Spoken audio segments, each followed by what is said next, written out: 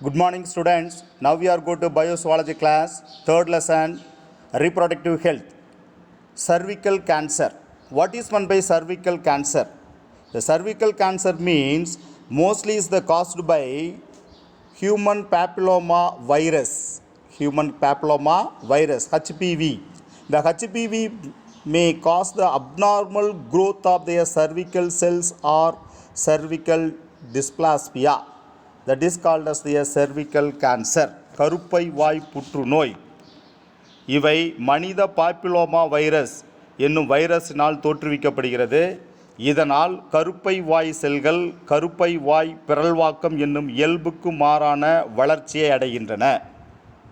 Then what are the most common symptoms of this cervical cancer? There are the pelvic pain, increased vaginal discharge and abdominal vaginal bleeding. These are all the major common symptoms of the cervical cancer. இடுப்பு வலி, கலவி கால்வாய், திரவ மிகைப்போக்கு, இயல்புக்கு மாறான இரத்தப்போக்கு போன்றவன கருப்பை வாய் புற்றுநோயினுடைய பொதுவான அறிகுறிகளாகும். These are all common symptoms of the cervical cancer. Then what are the risk factors of the cervical cancer? கருப்பை வாய் புற்றுநோயை உருவாக்கும் காரணிகள் யாவை? The first one, having the multiple sexual partners, பலருடன் பாலியல் தொடர்பாடு. Second one is the prolonged use of the contraceptive pills, கருத்தடை மாத்திரைகளை நீண்ட நாட்களாக பயன்படுத்துதல். These are all the most risk factors of the cervical cancer. Then the cervical cancer can be diagnosed by the Papinicola smear, PAP smear, the combined with the HPV test, X-ray, CT scan, MRI and PET scan is also used to determine the stages of the cancer. These are all the diagnosing of this cervical cancer. கருப்பை வாய் புற்றுநோயை HPV ஆய்வு மற்றும் பாப்பூச்சு சோதனை போன்ற கூட்டு சோதனைகள் மூலம் கண்டறியலாம். மற்றும் எக்ஸ்ரே, சிடி ஸ்கேன், எம்ஆர்ஐ மற்றும் பிஇடி ஸ்கேன் போன்ற ஆய்வுகள் மூலம் இப்புற்றுநோய் நிலைகளை கண்டறியலாம். Then when this the treatment is the option, the cervical cancer includes the three type of this treatment. What are the three type of this the treatment of the cervical cancer? One is having this the radiotherapy, another one is the surgery, third one is the chemotherapy. So three way we have treatment the cervical cancer. நவீன தொழில்நுட்பங்கள் மூலம் கருப்பை வாய் புற்றுநோயை தாக்குவதற்கு முன்பு இதனை குணப்படுத்துவதற்கு மூன்று வழிமுறைகளை நாம் குணப்படுத்துகிறோம். ஒன்று, கதிர்வீச்சு சிகிச்சை, அறுவை சிகிச்சை மற்றும் வேதி மருந்து சிகிச்சை முறையின் மூலம் கருப்பை வாய் புற்றுநோயை குணப்படுத்தப்படுகிறது. Then when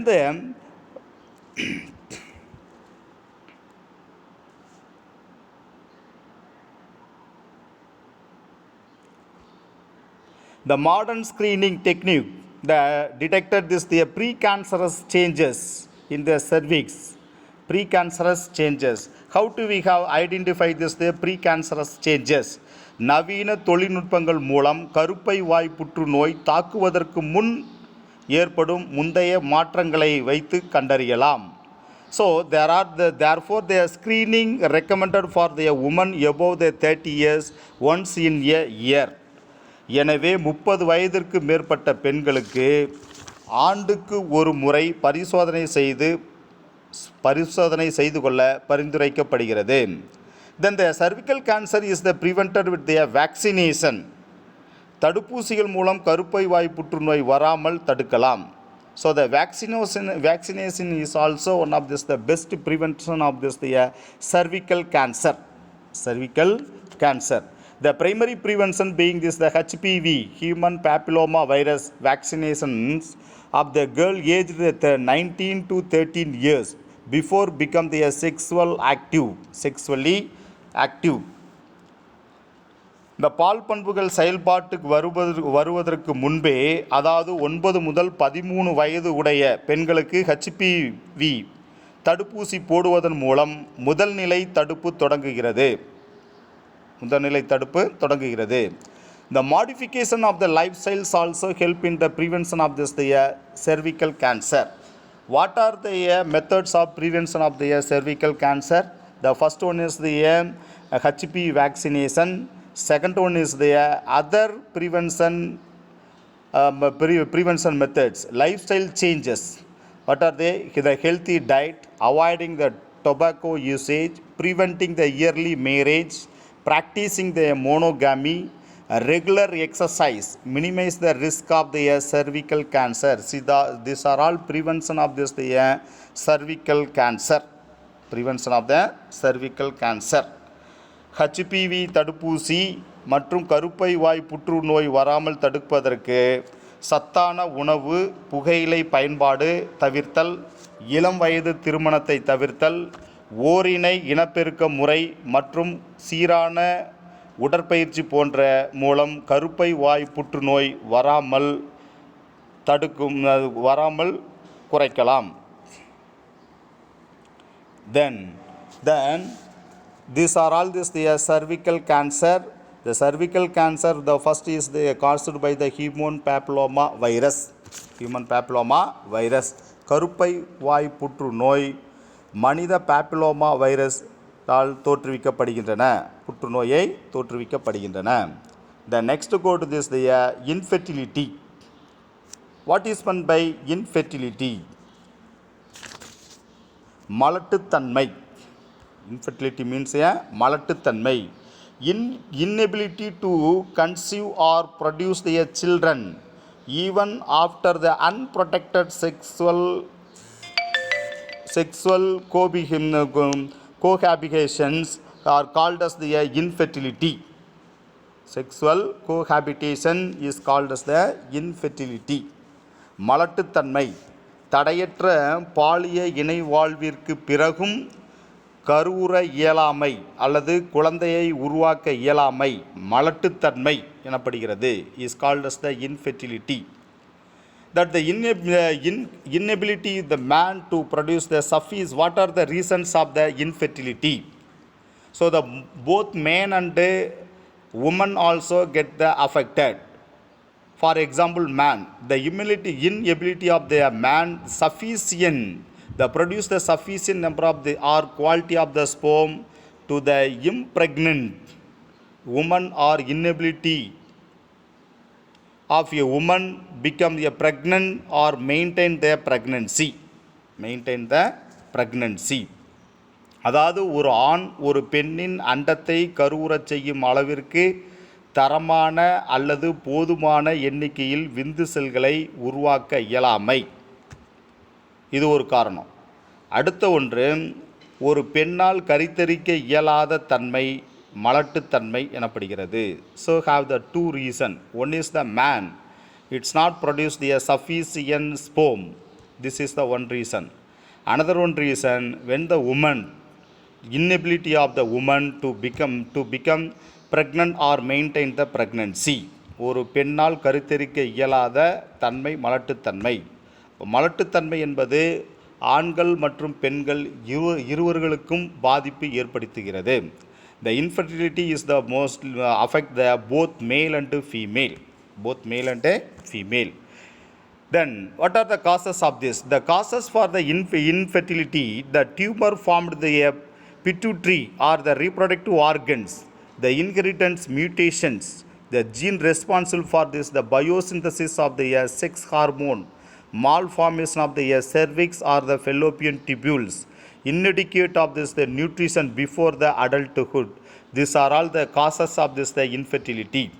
மலட்டுத்தன்மை உருவாவதற்கான காரணங்கள்: பிட்யூட்டரி சுரப்பி அல்லது இனப்பெருக்க உறுப்புகளில் கட்டிகள் உருவாதல், இனப்பெருக்க ஹார்மோன் உற்பத்தி காரணமான மரபணுக்களில் ஏற்படும் திடீர் மாற்றங்கள், கருப்பை வாய் மற்றும் அண்டநாளங்களில் குறை வளர்ச்சி, இளவயதில் ஊட்டச்சத்து குறைபாடு போன்ற காரணங்களால் மலட்டுத்தன்மை ஏற்படுகிறது.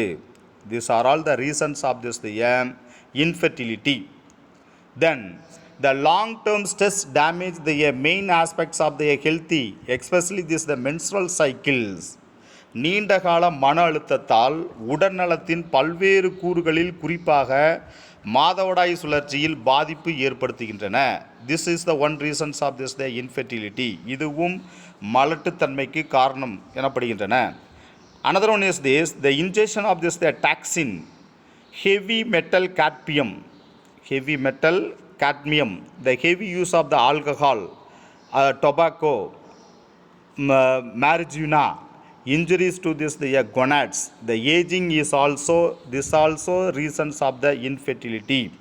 அது மட்டுமல்லாது காட்மியம் போன்ற கன உலோகங்கள் கொண்ட நச்சு பொருட்களை உட்கொள்ளுதல், தீவிர குடிப்பழக்கம், புகையிலை மற்றும் போதைப்பொருள் பயன்பாடு, இனச்செல் சுரப்பிகளில் பாதிப்பு மற்றும் அதிக வயது ஆகியவையும் மலட்டுத்தன்மைக்கு காரணமாகின்றன. These are all the reasons of this the infertility. இவைகளெல்லாம் மலட்டுத்தன்மைக்கு காரணங்களாகும். What are the other reasons of the infertility? Not only in this the reason, other reasons also having this the infertility. What are the other reasons? The first one is the pelvic inflammatory disease, PID, uterine fibroid, endometriosis, the most common causes of the infertility in women. மலட்டுத்தன்மைக்கான பிற காரணங்கள், other causes of the infertility. First one, இடுப்பு குழி வீக்க நோய், PID, pelvic inflammatory disease, கருப்பை தசைநார் கட்டிகள், கருப்பை உட்படல அலர்சி போன்றவை பெண்களின் மலட்டுத்தன்மைக்கான பொதுவான காரணங்களாகும். Then second one is the low body fat or the anorexia in women. The psychiatric eating the disorder characterized by this the fear of aging, the fear of gaining weight. பெண்களின் உடலில் கொழுப்பு அளவு குறைதல் அல்லது பசியின்மை, அதாவது உடல் எடை கூடிவிடுமோ என்ற அச்சத்தால் உணவு உண்பதில் ஏற்படும் மனக்கோளாறு. This also one of this the infertility. இவையும் மலட்டுத்தன்மைக்கான ஒரு காரணமாகும். Then third one, understand the testes and swollen veins, varicocele in the scrotum,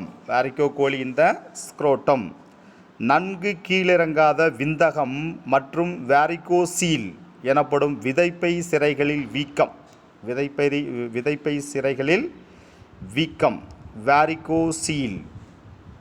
This also the another one reasons of this. Then fourth one,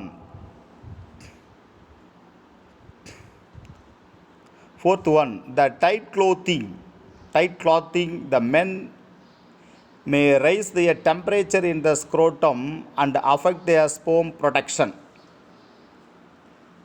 ஆண்களில் இறுக்கமான உடைகள் அணிவதால் விந்தகத்தின் வெப்பநிலை உயர்ந்து விந்து செல் உற்பத்தி பாதிப்படைதல். ஆண்கள் இறுக்கமான உடைகள் அணிவதால் விந்தகத்தின் வெப்பநிலை உயர்ந்து விந்து செல் உற்பத்தி பாதிக்கப்படுதல். Then fifth one, under development ovaries or the testis, விந்தகம் மற்றும் அண்டகங்களில் குறை வளர்ச்சி. The female may develop the antibodies against her partner's sperm. பெண்களின் தன் வாழ்க்கை துணைவரின் விந்து செல்களுக்கு எதிரான எதிர்ப்பு பொருள் உருவாதல். The male may develop the autoimmune response to their own sperm. ஆண்களில் தங்கள் சொந்த விந்து செல்களுக்கு எதிராக சுய தடைகாப்பு விளைவு உருவாதல். These are all this the other reasons of the infertility. இவைகளெல்லாம் மலட்டுத்தன்மைக்கு பிற காரணங்களாகும். Then next go to this the assisted reproductive technology.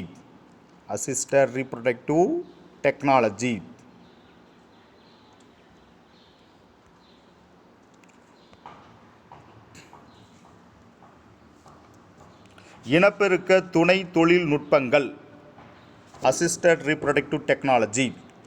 When the male or female have their normal reproductive capacity, that time with the help of this the instruments or the reproductive technology, with the help of this is the produce the new individual, that is called as the assisted reproductive technology. ஆண் மற்றும் பெண்களால் இயல்பான குழந்தை பெற தகுதி இன்மையின் பொழுது மருத்துவ கருவியின் உபகரணத்தின் மூலமாக குழந்தையை பெற்றுக்கொள்ளும் வாய்ப்பை ஏற்படுத்துவது இனப்பெருக்க துணை தொழில்நுட்பங்கள் எனப்படுகிறது. A collection or a producer which include the handling of the gametes and the embryos the outside of the body achieve the pregnancy is known as the assisted reproductive technology. Assisted reproductive technology. இனச்செல்கள் அல்லது கருமுட்டைகளை உடலுக்கு வெளியில் கையாண்டு கர்ப்பமடைய செய்யும் செயல்முறை தொகுப்பு இனப்பெருக்க துணை தொழில்நுட்பம் எனப்படுகிறது. இனப்பெருக்க துணை தொழில்நுட்பம் எனப்படுகிறது. Increase the change of the pregnancy the fertile couples. இது மலட்டுத்தன்மையுடைய தம்பதிகள் கருத்தரிக்கும் வாய்ப்பை அதிகரிக்கின்றது. Increase the fertile capacity with help of this the technique. What are this the techniques of this the reproductive technology? The first one, ART, include the intrauterine insemination. Intrauterine insemination. இத்தொழில்நுட்பத்தில் கருப்பையினுள் விந்தணுக்களை செலுத்துதல் IUD. And the second one is the in vitro fertilization IVF. உடல்வெளி கருவுறுதல். Then third one is the embryo transfer ET. Embryo transfer. கரு இடமாற்றம். Then fourth one is the zygote intrafallopian transfer GIFT. GIFT. கருமுட்டையை அண்ட நாளத்தினுள் செலுத்துதல். Then fifth one, next one is the gamete intrafallopian transfer GIFT. இனச்செல்களை அண்ட நாளத்தினுள் செலுத்துதல். The next, intracytoplasmic sperm injection ICSI. ICSI.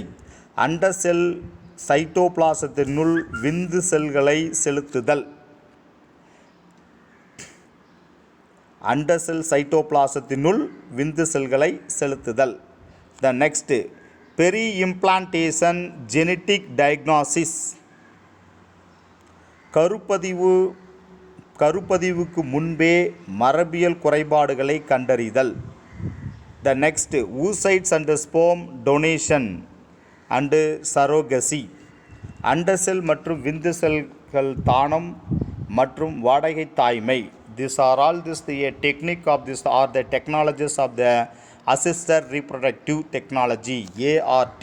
இவைகளெல்லாம் இனப்பெருக்க துணை தொழில்நுட்பங்கள் எனப்படுகின்றன. The first one is intrauterine insemination. Intrauterine insemination. First one. கருப்பையினுள் விந்து செல்களை செலுத்துதல். This procedure is that treat the infertile men, the low sperm count. The semen is collected either from their husband or from their healthy donor and introduced to this uterus through the vagina by the catheter. After the stimulating the ovaries to produce the more ova. கருப்பையினுள் விந்து செல்களை செலுத்துதல் IUI. இச்செயல்முறை குறைந்த எண்ணிக்கையில் விந்து செல்களை உற்பத்தி செய்யும் ஆண்களுக்கு செய்யக்கூடிய சிகிச்சை முறையாகும். இம்முறையில் கணவர் அல்லது உடல் நலம் மிக்க விந்து கொடையாளிடமிருந்து விந்து திரவம் சேகரிக்கப்படுகிறது.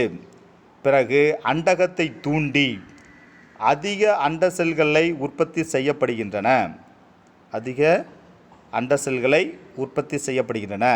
Then the sperm swim in this towards the fallopian tube, fertilize the egg. பின்னர் சேகரிக்கப்பட்ட விந்து செல்கள் நுண்குழல்கள் மூலம் கலவி கால்வாய் வழியாக கருப்பையினுள் செலுத்தப்படுகின்றன. பின்னர் விந்து செல்கள் அண்டத்தை நீந்தி அண்ட நாளத்தை நோக்கி நீந்தி சென்று கருவுறுதல் நிகழ்ந்து இயல்பான கர்ப்பம் ஏற்படுகிறது. Then finally resulting the normal pregnancy.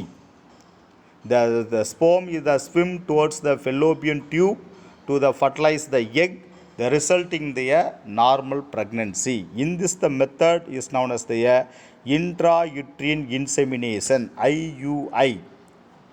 கருப்பையினுள் விந்து செல்களை உட்செலுத்துதல். கருத்தரிக்க இயலாத ஆண் மற்றும் பெண்களுக்கு மேற்கொள்ளப்படும் நடைமுறைகள்.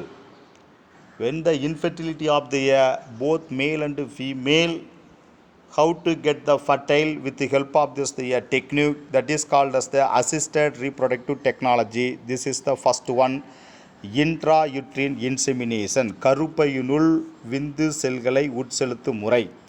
Then second one is the in vitro fertilization. Second one is the in vitro fertilization. உடல்வெளி கருவுறுதல் அல்லது சோதனை குழாய் குழந்தை, in vitro fertilisation, IVF or test tube baby. In this the method, in this the technique, the sperm and egg are allowed to unite the outside of the body,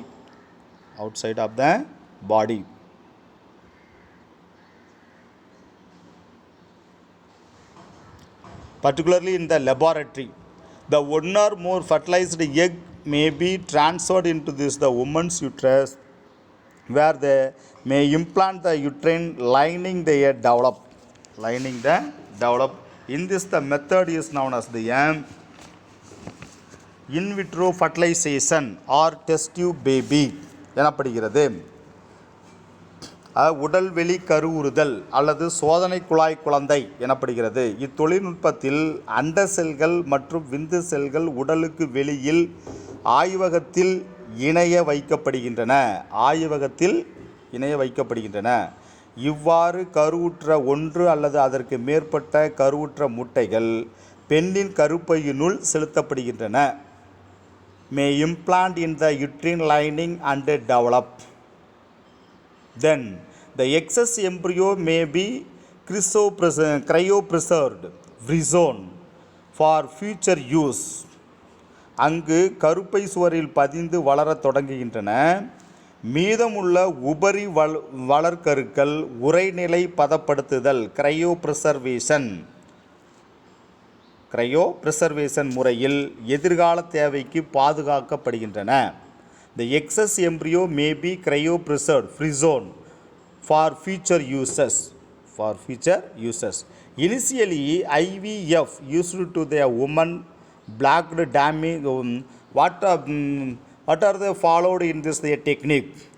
The woman the mostly followed in the which woman is the mostly affected in the blocked or damaged or the absence the fallopian tube.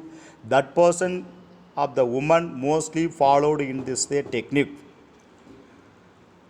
தொடக்கத்தில் இத்தொழில்நுட்பமானது வளராத அடைப்பட்ட பாதிப்படைந்த அண்டநாளம் கொண்ட பெண்களுக்கு பயன்படுத்தப்படுகிறது. எந்த வகையான பெண்கள் அதிகமாக இந்த வகையை மேற்கொள்கிறார்கள்? இத்தொழில்நுட்பமானது வளராத மற்றும் அடைப்பட்ட மற்றும் பாதிப்படைந்த அண்டநாளம் கொண்ட பெண்களுக்கு அதிகம் பயன் அளிக்கிறது. Then today IVF used to treat the many cause the infertility. தற்பொழுது இத்தொழில்நுட்பம் பல்வேறு காரணிகளால் ஏற்படும் மலட்டுத்தன்மையை நிவர்த்தி செய்ய IVF பயன்படுகிறது. The IVF is used to treat the many causes in the fertility. The basic step and this the IVF, the treatment, the cycle are the ovarian stimulation. அண்டகத்தை தூண்டுதல், அண்ட செல்களை வெளிக்கொணர்தல், கருவுறச் செய்தல், வளர்ப்பு கரு மற்றும் கரு இடமாற்றம் ஆகியன இத்தொழில்நுட்பத்தின் அடிப்படை நிலைகளாகும். What are the basic steps of this the IVF? The basic steps of the IVF: ovarian stimulation, அண்டகத்தை தூண்டுதல், எக் retrieval, அண்ட செல்களை வெளிக்கொணர்தல், ஃபர்டிலைசேஷன், கருவுறச் செய்தல், எம்ப்ரியோ கல்ச்சர், கரு வளர்ப்பு, அண்ட் எம்ப்ரியோ டிரான்ஸ்ஃபர், கரு இடமாற்றம். These are all the basic steps of the IVF. இவைகளெல்லாம் அடிப்படை நிலைகளாகும். உடல்வெளி கருவுறுதலினுடைய அல்லது சோதனை குழாய் குழந்தையினுடைய அடிப்படை படிநிலைகளாகும். Then what are the following steps of this the IVF? The IVF is the egg retrieval are done by this the minor surgery of this the general anesthesia using this the ultrasound guide the 34 to 37 hours the HCG the chorionic gonadotropin injection. HCG ஊசியை உடலில் செலுத்திய 34 37 மணி நேரம் கழித்து பொது மயக்கமூட்டல் செய்து சிறிய அறுவை சிகிச்சை மூலம் மீயொலி காட்டியை பயன்படுத்தி பெண்ணின் அண்டகத்திலிருந்து அண்டம் வெளியே கொண்டு வரப்படுகிறது. This is the first stages of this. Then after that the eggs are this the prepared in the stripped from this the surrounding the cell. அதன் பிறகு இம்முட்டை அல்லது அண்டம் பிற புறச்செல்களிலிருந்து பிரித்தெடுக்கப்படுகிறது.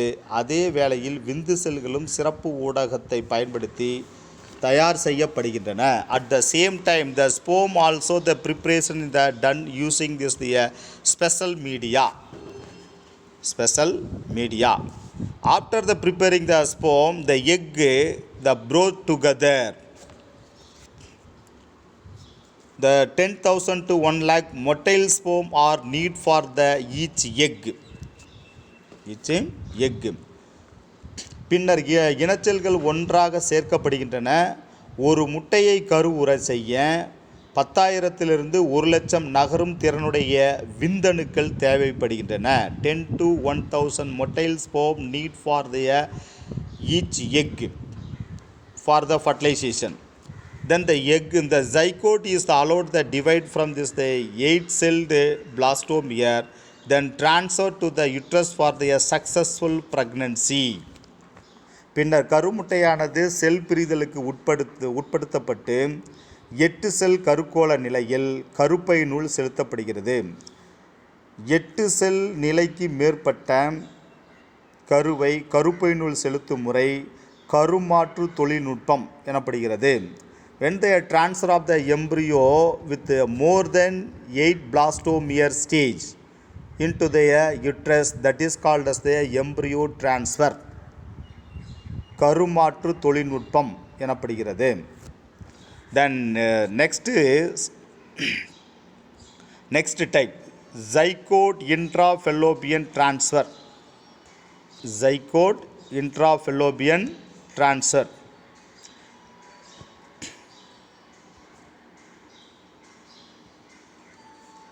ஜிஃப்த் கருமுட்டையை அண்ட நாளத்தினுள் செலுத்துதல். This is the another methods of this the ART assisted reproductive technology இனப்பெருக்க துணை நுட்பங்கள். Zygote intrafallopian transfer IVF is zygote up to the 8 blastomere stage the transfer to the fallopian tube by the laparoscopy. இது உடல்வெளி கருவுறுதல் தொழில்நுட்பம் போன்றது. இம்முறையில் 8 பிளாஸ்டோமியர்களை கொண்ட கருமுட்டை laparoscopy முறையில் அண்ட நாளத்தினுள் செலுத்தப்படுகிறது.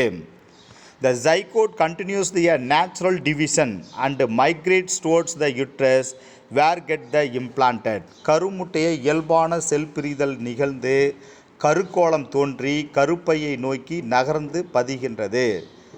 This is the one of the technique of this the ART that is called as the zygote intrafallopian transfer. இது ஒரு வகையான இனப்பெருக்க தொழில்நுட்பம். இவை கருமுட்டையை அண்ட நாளத்தினுள் செலுத்துதல் எனும் முறை எனப்படுகிறது. Then third technique, the next one is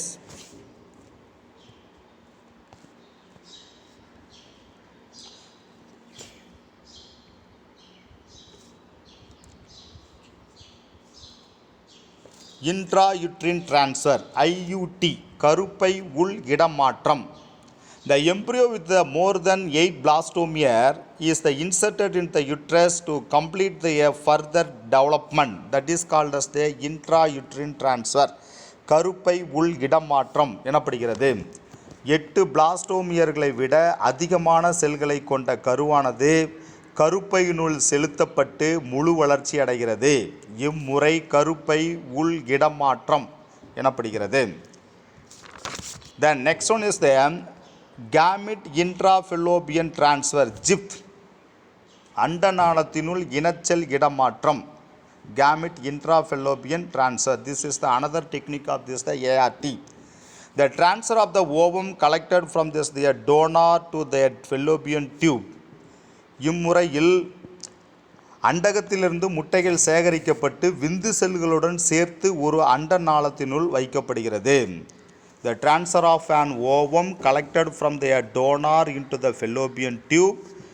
In this the eggs are the collected from the ovaries and pieced with a sperm and one of this the fallopian tubes. One of the fallopian tubes. The zygote travel towards the uterus and get the implanted in the inner lining of the uterus. Inner lining of the uterus. ஒரு அண்ட நாளத்தினுள் சேர்த்து வைக்கப்படுகிறது. கருவுறுதல் நிகழ்ந்த பின் உருவாகும் கருமுட்டை கருப்பையை நோக்கி நகர்ந்து கருப்பையினுள் உட்படலத்தினுள் பதிகிறது. கருப்பையின் உட்படலத்தில் பதிகின்றது. In this the technique is known as the gamete intrafallopian transfer. When the both sperm and ovum is have this they are collected, after that get the joint get the fertilization, then they inject to this the fallopian tube. Inject to the fallopian tube. அண்டகத்திலிருந்து முட்டை சேகரிக்கப்படுகிறது. பின்பு விந்தணுக்களுடன் சேர்த்து அண்ட நாளத்தினுள் வைக்கப்படுகிறது. இந்த கருவுறுதல் நிகழ்ச்சி அடைந்தவுடன் கருப்பையை நோக்கி நகர்கிறது. இம்முறைக்கு அண்ட நாளத்தினுள் இனச்செல் இடமாற்றம் எனப்படுகிறது. In this the technique is known as the gamete intrafallopian transfer, GIFT எனப்படுகிறது. The next one is the intracytoplasmic sperm injection. Intracytoplasmic sperm injection. அண்ட சைட்டோபிளாசத்தினுள் விந்து செல்களை செலுத்துதல். In this the method only one sperm injected to this the focal point of the egg to the fertilized. இம்முறையில் ஒரே ஒரு விந்து செல்லை கருமுட்டையினுடைய குவிய புள்ளியில் செலுத்தி கருவுறுதல் செய்யப்படுகிறது. That is called as the intracytoplasmic sperm injection. அண்ட சைட்டோபிளாசத்தினுள் விந்து செல்களை செலுத்துதல். The sperm is the carefully injected to the cytoplasm of the egg. The fertilized occurs the 75 to 85% inject to the sperm. இம்முறையில் முட்டையில் சைட்டோபிளாசத்தில் விந்து செல்லானது மிக கவனமாக செலுத்தப்படுகிறது. இதில் கருவுறுதல் 75% முதல் 85% ஆகும். கருமுட்டையை 8 செல் கருக்கோள நிலையை அடைந்தவுடன் பெண்ணின் கருப்பைக்கு மாற்றப்பட்டு கர்ப்பமடைய செய்யப்படுகிறது.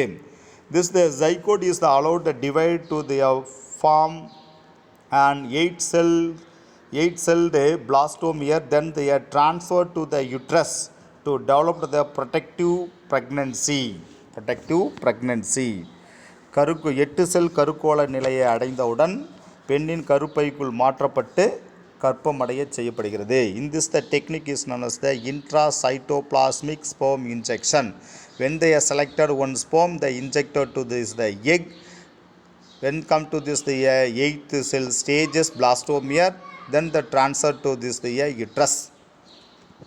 ஒரே ஒரு விந்து செல்லை எடுத்து அண்டத்தினுடைய குவிய புள்ளியில் செலுத்தி 8 செல் கருக்கோள நிலை அடைந்தவுடன் கருப்பைக்குள் மாற்றப்பட்டு கர்ப்பமடைய செய்யப்படுகிறது. இம்முறை அண்ட சைட்டோபிளாசத்தினுள் விந்து செல்களை செலுத்தும் முறை எனப்படுகிறது. The next one is this surrogacy. Surrogacy.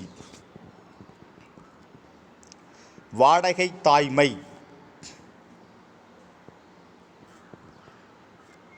Surrogacy, வாடகை தாய்மை எனப்படுகிறது. The surrogacy is the method they assisted the reproductive agreement whereby woman agrees to carry the pregnancy for the another person who will become the newborn child parent after the birth. தாய்மை அடைய முடியாத பெண்ணிற்கு அல்லது பெண்களுக்கு வேறு ஒரு பெண் ஒப்பந்த முறையில் கருவை சுமந்து குழந்தையை பெற்றுத்தரும் முறை வாடகை தாய்மை எனப்படுகிறது. Surrogacy, that is called as the surrogacy. Then through the in vitro fertilization IVF, the embryo is created the lab and are they transferred to into this their surrogate mother uterus. இச்செயல்முறையில் உடல் வெளி கருவுறுதல் IVF in vitro fertilisation முறையில் கரு உருவாக்கப்பட்டு வாடகை தாயினுடைய கருப்பையினுள் வைக்கப்பட்டு கரு வளர்க்கப்படுகிறது. இதன் மூலம் பிறக்கும் குழந்தை தாய்மை அடைய முடியாத பெண் தாயாகும் பேறு பெறுகின்றனர். தாய்மை அடையாத பெண்ணுக்கு பதிலாக மற்றொரு தாய் அவர்களுடைய கருவை சுமைக்கிறார். அவர்களுக்கு வாடகை தாய்மை எனப்படுகிறது. That is called as the surrogacy. In the inability of this the fertility capacity of the couples, then alternative woman, when the alternative woman is the carried the fertilized egg and is the developed the new young ones, that person is known as the third person is also known as the surrogacy. மூன்றாவது நபரை நாம் வாடகை தாய்மை எனப்படுகிறோம். The next one is the male infertility prevention. What is meant by male infertility? Azoospermia defined this the absence of the spermatozoa in the ejaculate the semen on the at least the 2 occasions and is the observed approximately in the 1% in the population. விந்து செல்கள் இல்லாத விந்து திரவம் குறைந்தபட்சம் இருமுறை வெளிப்பட்டால் இந்நிலைக்கு ஏஜூஸ்பெர்மியா என்று பெயர்.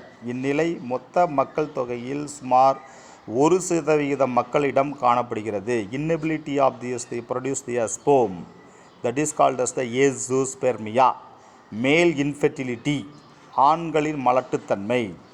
The how to prevention of this is with the help of this the microtesticular sperm extraction is the prevention of this the male infertility. இதை தடுப்பதற்கு விந்தகத்திலிருந்து விந்து சேகரித்தல் முறையின் மூலம் ஆண்களின் மலட்டுத்தன்மையை நாம் தடுக்க முடியும் அல்லது சரி செய்ய முடியும். When the microsurgical sperm, the retrieval from this the testicle involve the male midline the incision of the scrotum. இம்முறையில் நுண்ணிய அறுவை மூலம் விதைப்பையை துளையிட்டு விந்தகத்திலிருந்து விந்து சேகரிக்கப்படுகிறது. This is the first stages of this the microtesticular sperm extraction. இதுவே விந்தகத்திலிருந்து விந்து சேகரித்தலுடைய முதல் செயல்.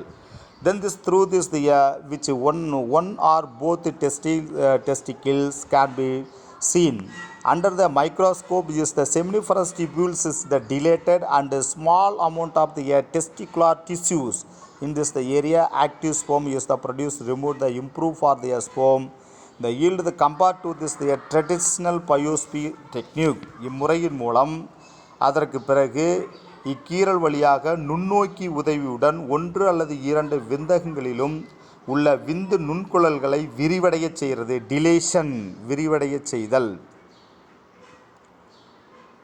தென் விரிவடை செய்து விந்து செல்கள் உற்பத்தியாகும் பகுதியிலிருந்து சிறிதளவு திசுவை வெளியே எடுத்து when of this the seminiferous tubules the dilated and a small amount of the testicular tissues area of the active sperm விந்து செல்களின் உற்பத்தி மேம்படுத்தப்படுகிறது. ஆக்டிவ் ஸ்பெர்ம் மேம்படுத்தப்படுகிறது. Then the production removed this the improve the for the sperm yield compared to this the traditional biopsy technique. இம்முறை தொன்மையான உயிர்த்திசு தொழில்நுட்பத்தை விட மேம்பட்டதாகும். The compare that this the traditional biopsy technique, this is the advantages of the microtesticular sperm extraction. தொன்மையான உயிர்த்திசு தொழில்நுட்பத்தை விட விந்தகத்திலிருந்து விந்து சேகரித்தல் இம்முறை மேம்பட்டு காணப்படுகிறது. The next one is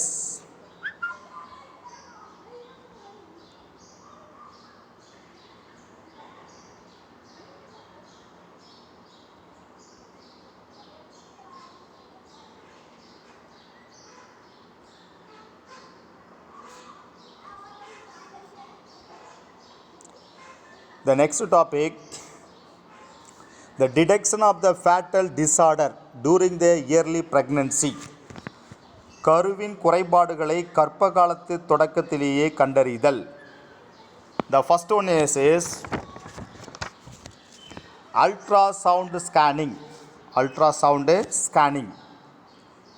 With the help of the ultrasound scanning, no known the risk other than this the mild discomfort due to the pressure from this the transducer on the abdomen or the vagina. மீயொலி பயன்பாடு ஒரு ஆபத்தில்லா முறையாகும். No known risk. Ultrasound has no known risk. ஆபத்தில்லா முறையாகும். இம்முறையில் பயன்படுத்தப்படும் கடத்தி வயிற்றுப்பகுதி அல்லது கலவி கால்வாய் பகுதியில் கொடுக்கும் அழுத்தம் மிதமான அசௌகரியத்தை மட்டுமே தருகிறது. Due to the pressure from this the transducer on the abdomen or the vagina.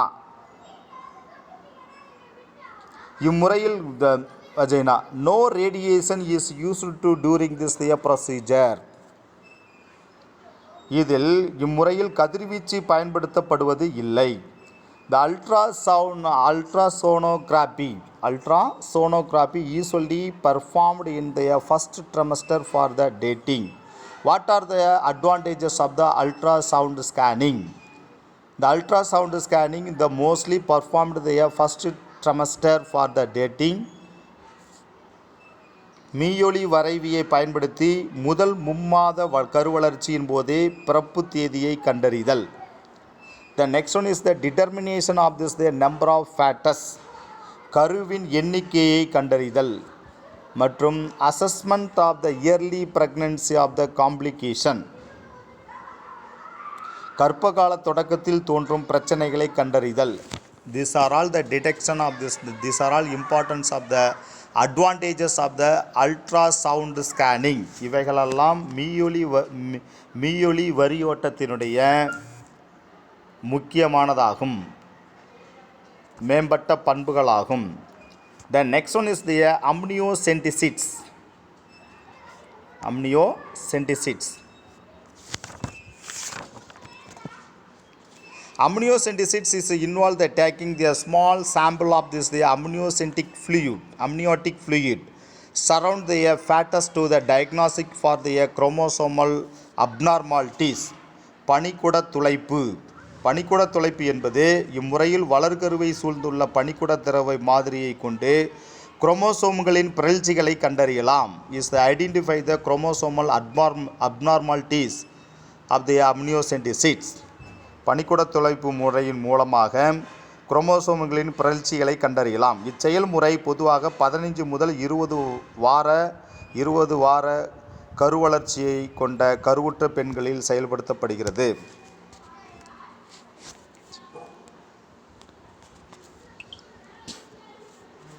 In this the technique is the mostly used for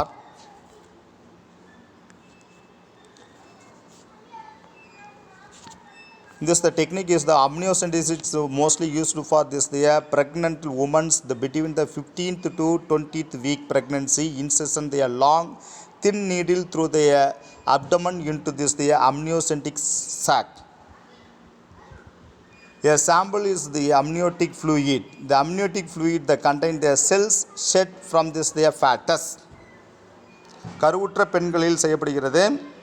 இச்செயல்முறையில் மிக மெல்லிய நீண்ட ஊசியை வயிற்றறை வழியாக பனிக்குட பைக்குள் செலுத்தி சிறிதளவு பனிக்குட திரவ மாதிரியை சேகரிக்கப்படுகின்றது. இத்திரவத்தில் வளர்கருவின் உடலிலிருந்து உதிர்ந்த செல்கள் காணப்படுகின்றன. Withdraw a sample amniotic fluid. The amniotic contains cells shed from this the fetus. So they with the help of the பனிக்குட துளைப்பு. What are the importance of the amniocentesis? The amniocentesis is the mostly used for this the chromosomal abnormalities. பனிக்குட துளைப்பு முக்கியமாக குரோமோசோம்களின் பிறழ்ச்சிகளை கண்டறிய பயன்படுகிறது. இவை mostly is the followed the 15th to 20th weeks of the pregnancy. இவை 15 முதல் 20 வார கருவளர்ச்சி கொண்ட கருவுற்ற பெண்களில் இது செயல்படுத்தப்படுகிறது.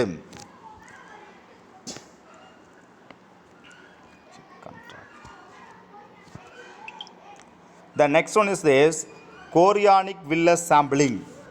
கோரியான் நுண்ணீட்சி மாதிரி ஆய்வு CVS. The parental test that is the involve taking the sample of the placental tissues to the test for the chromosomal abnormalities. Chorion நீட்சி மாதிரி ஆய்வு குழந்தை பிறப்புக்கு முன் தாய்சேய் இணைப்பு திசுக்களில் உள்ள சிறு பகுதியை ஆய்வு செய்து குரோமோசோம் பிறழ்ச்சி ஏதும் இருந்தால் கண்டறியலாம். Any chromosomal abnormalities is identified with the help of this chorionic villus sampling. Chromosome பிறழ்ச்சி ஏதும் இருந்தால் கோரியானிக் நுண்மாதிரி நீட்சி ஆய்வின் மூலம் கண்டறியப்படுகிறது. Then next last one is fatoscope. Last one is the fatoscope. கரு கண்காணிப்பு கருவி. How to identify this fetus with the help of the fatoscope. The fatoscope is used to monitor the fetal heart rate, the other function during this the late pregnancy and the labor. கரு கண்காணிப்பு கருவி இக்கருவி வளர்கருவினுடைய இதய துடிப்பு வீதம் மற்றும் கர்ப்பகால இறுதியில் நடைபெறும் செயல்கள் பிரசவ வலி போன்றவைகளை கண்டறியலாம். These are all identified during this the late pregnancy, labor, heart rate. These are all identified with the help of the fatoscope. இவைகளெல்லாம் கரு கண்காணிப்பு கருவியினுடைய முக்கியத்துவங்களாகும். Then the average fetal heart rate between the 120 to 160 beats per minute. வளர்கருவினுடைய சராசரி இதய துடிப்பு வீதம் நிமிடத்துக்கு 120 160 துடிப்பு காணப்படுகின்றன. The abnormal fetal heart rate or the pattern may mean the fetus not getting enough oxygen and indicates the other problem. வளர்கருவினுடைய இயல்புக்கு மாறான இதய துடிப்பு வீதம் ஆக்சிஜன் பற்றாக்குறை அல்லது பிற பிரச்சனைகளையும் இக்கருவி காட்டுகிறது. This is the advantages of the fatoscope. This have then not getting the enough the oxygen or indicate this other problem. These are all identified with the help of this fatoscope. Oxygen வீதம் பற்றாக்குறை பிற பிரச்சனைகள் இவைகளெல்லாம் கண்டறிவதற்கு இக்கருவி பயன்படுகிறது. கரு கண்காணிப்பு கருவி பயன்படுகிறது. Then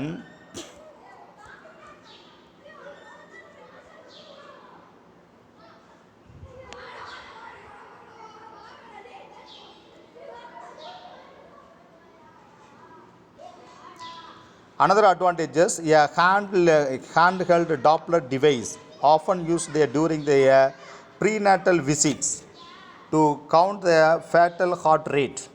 டாப்ளர் கருவி என்னும் கையடக்கமான கண்காணிப்பு கருவி வளர்கருவின் இதய துடிப்பு வீதத்தை கண்டறிய பயன்படுகிறது. What are the advantages of this Doppler instruments? The Doppler is used for this often used during the prenatal visit to the count fetal heart rate. Fetal heart rate வளர்கரு கருவினுடைய இதய துடிப்பு வீதத்தை கண்டறிய டாப்ளர் என்னும் கருவி பயன்படுகிறது. During the labor continues the electronic fetal monitoring is often used. பெரும்பாலும் மகப்பேறின் போது தொடர் மின்னணு கரு கண்காணிப்பு செய்யப்படுகிறது. எலக்ட்ரானிக் ஃபேட்டல் மானிட்டரிங் தொடர் மின்னணு கரு கண்காணிப்பு மூலம் கண்காணிக்கப்படுகிறது. These are all the advantages of this Doppler instrument. Okay, this class have finished. The next class go to the next lesson. Thank you.